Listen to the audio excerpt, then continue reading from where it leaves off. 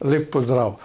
V današnjem videu se bomo pogledali, koliko je vrednost našega dela, to se pravi naše plačila, ki ga za svoje delo dobimo, v vrednosti zlata.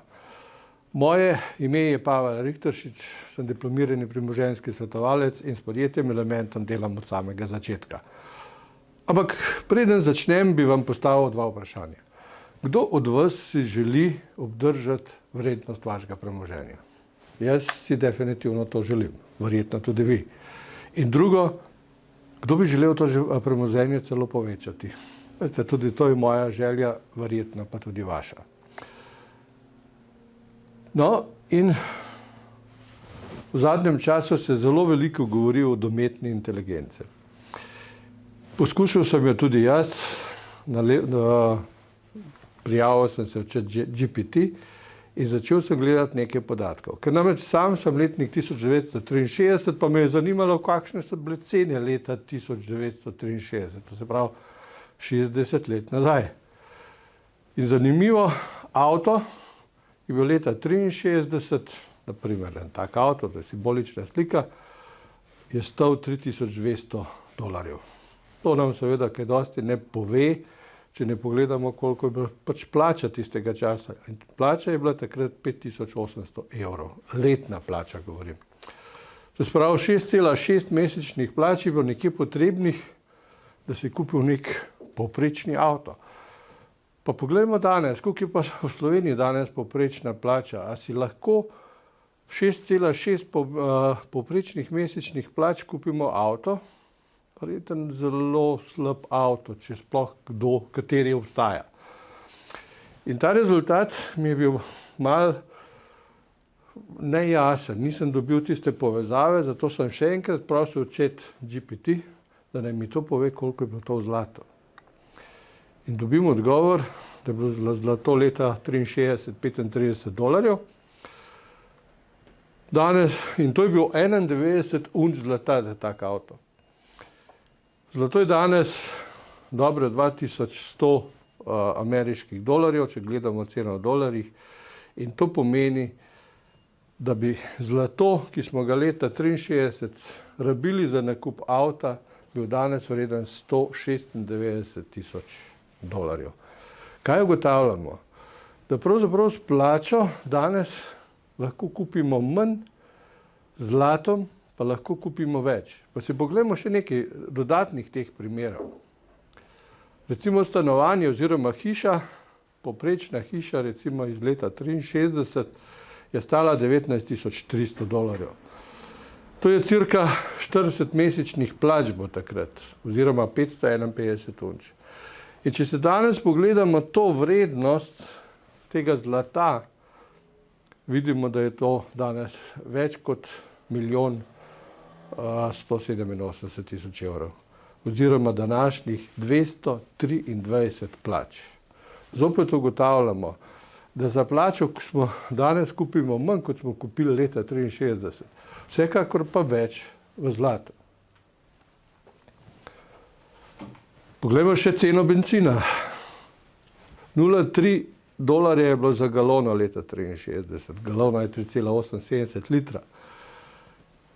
In za eno plačo si dobil 1610 galon, oziroma za eno unčo 117 galon bencina. In če pogledamo pač podatke za danes, povprečna ameriška plača je danes 5300 in še nekaj. In cena galone danes je cirka $3,7. In če zopet to preračunamo na ceno danes, oziroma na zlato takrat, ugotovimo, da danes dobimo za galon, da je z teh 117 galon, ki smo jih dobili 63 za eno unčo, vrednih $433, oziroma današnja unča zlata danes da 581 galon bencina. Zopet ista ugotovitev. Za plačo dobimo manj, za zlato, prvotno zlato iz leta 1963 pa več. In isto velja in mogoče še najhujše pri hrani. To je pač slika hamburgerja, samo simbolična slika, ne gre zdaj za obrok tako, ampak simbolična slika. Obrok leta 1963 je stal $1. In za eno unčo smo seveda potem dobili 35 obrokov, oziroma za plačo 483 obrokov. To je bila namreč mesečna plača, če 5800 delimo s 12. In za plačo danes, za povprečno ameriško plačo danes dobimo zgolj 220 obrokov. In za eno unčo zlata pa 86. In ponovno vidimo, za plačo dobimo še enkrat skoraj polovico tistega, kar smo dobili leta 63, za zlato pa dobimo več kot še enkrat več. Seveda, to je Amerika, pa poglejmo, kako je v Evropi, poglejmo, kako je v Nemčiji. Tukaj sem preračunal plače, ki mi jih je dejansko priskrbel ChatGPT. Moral sem jih preračunati seveda iz mark v evre in seveda tudi potem na podlagi tega naredil graf. In če pogledamo rast plač, vidimo, da so nekje lepo rastle v nominalnem smislu. Seveda pa se bo tukaj postavilo vprašanje, koliko pa smo dobili za to plačo. In tukaj sem dal primerjavo, koliko unč zlata smo lahko za to plačo kupili. In poglejmo, leta 63, to je desna skala, če pogledate, smo dobili cirka unčo pa pol za eno svojo plačo. Poprečno nemško plačo, no, če tako rečem. Leta 73, potem je pa prišlo leto 80, ker smo pa dobili pravzaprav cirka eno unčo zlata, precej manj. Kaj se je zgodilo? Od leta 70 do 80 je bilo obdobje hude inflacije. Cena zlata je zrasla za 2400%. Seveda je logično, da smo potem za svojo plačo dobili toliko manj zlata. Seveda se je potem obdobje, ta inflacija se je umirila, za svojo plačo smo dobivali vedno več, tako da smo recimo v letu 2000 dobili celo 4 unče zlata za eno plačo. Vendar potem je začelo to upadati. Kam gremo v prihodnosti?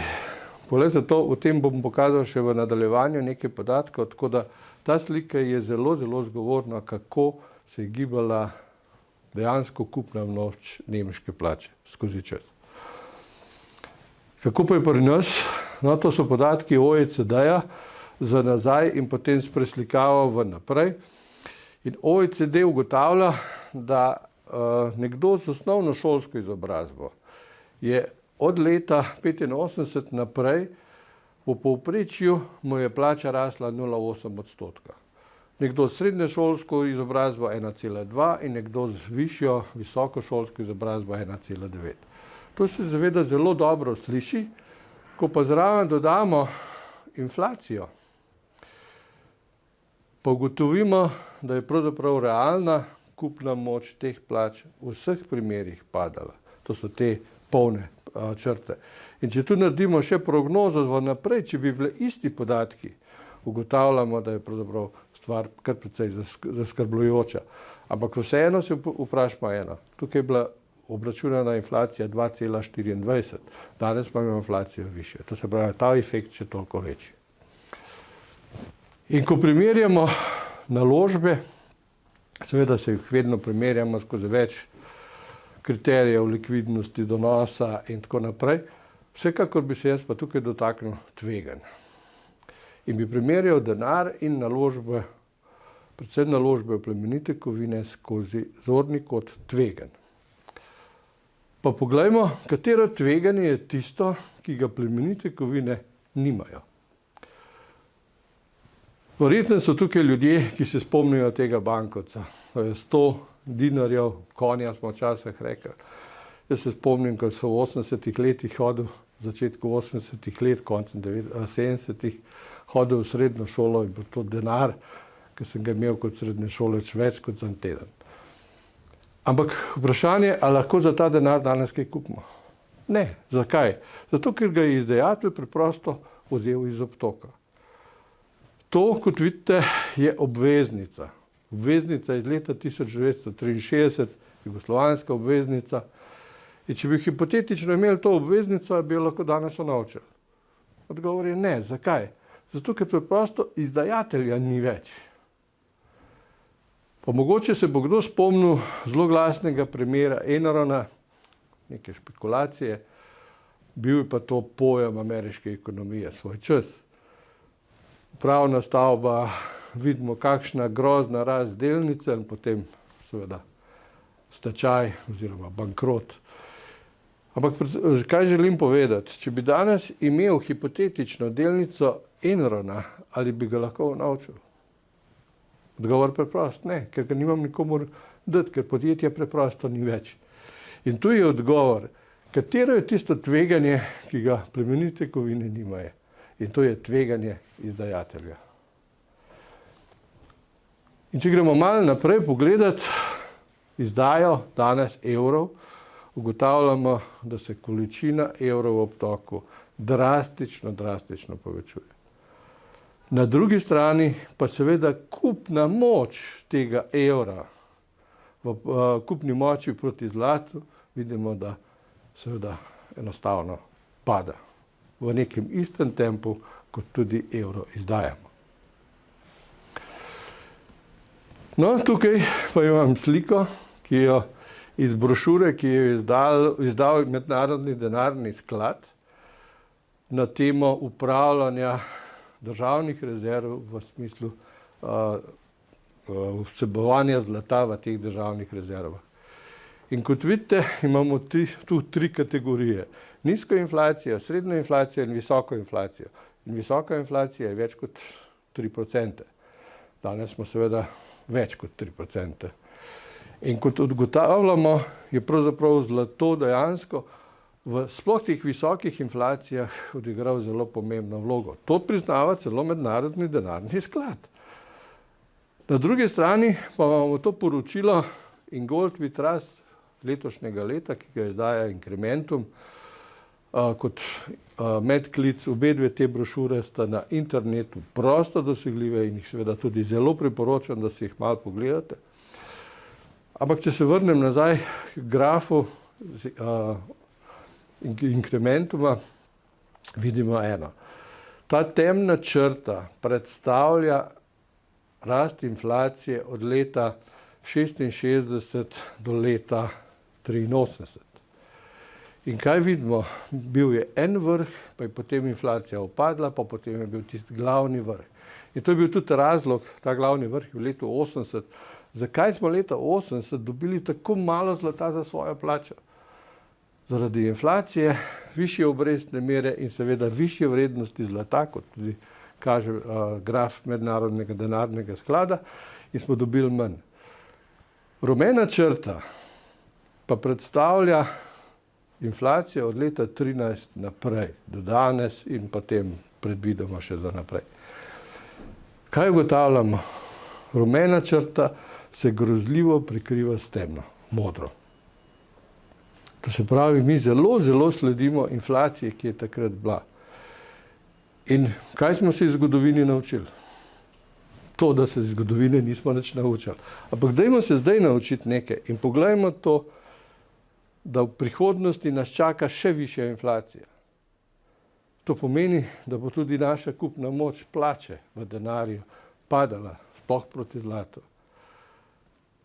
Tako, za konec bi se zahvalil za vašo pozornost in vam dal samo en stavek v razmislek. Na začetku smo si odgovarjali, da vsi želimo obdržati premoženje oziroma ga celo povečati. In smo tudi ugotavljali, da inflacija našo kupno moč, da plače zmanjšuje oziroma v zlatu se to še posebno dobro vidi. Torej, kaj je izhod v tej situaciji? Dragi poslušalci, mislim, da so plemenite kovine pravi odgovor. Še enkrat hvala za pozornost.